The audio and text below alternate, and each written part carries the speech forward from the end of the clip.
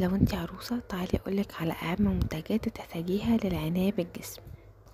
اول حاجة لازم يكون عندك شاور جل يكون ريحته حلوة. الشاور ده من مود ريحته جميلة. كمان لازم يكون عندك شاور ده من فريدة، بجد خطير حلو قوي، وهاتي منه الحجم الكبير ده هيبقى حلو قوي معاكي.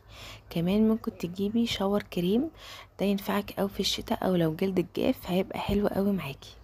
تاني حاجة وهو مرطب للجسم، البادي لوشن ده من ايفا حلو جدا، ترطيبه هايل. كمان لازم يكون عندك اللوشن ده بجد بجد، ده لوشن العرايس حلو قوي، وهو بيكون فيه منه 3 احجام، ورشحلك اللون البينك او الموف او الاحمر، التلات حلوين جدا. او ممكن تجيبي البادي ميلك دي من مود، بس لو جبتيها يا ريت تجيبيها نفس ريحه الشاور جل عشان الريحه تثبت لمده اطول. البودر دي لازم تكون عندك، بتمتص العرق وكمان بتدي النعومه للجسم، ويا ريت تجيبيها نفس ريحه البادي لوشن عشان الريحه تثبت لمده اطول.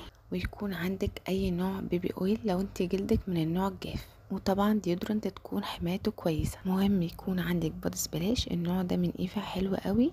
وكمان ممكن تجيبي بادي سبلاش يكون فيه جليتر، طبعا ده هيبقى حلو قوي قوي للعرايس. وطبعا وسيله ازاله للشعر ايا كان نوع الوسيله اللي انت بتستخدميها. وسكراب عشان تقشري الجلد الميت، ايفا وبوبانا الاتنين حلوين جدا. وما تنسيش تعملي سبسكرايب او اشتراك عشان هنزل باقي اساسيات جهاز العروسه.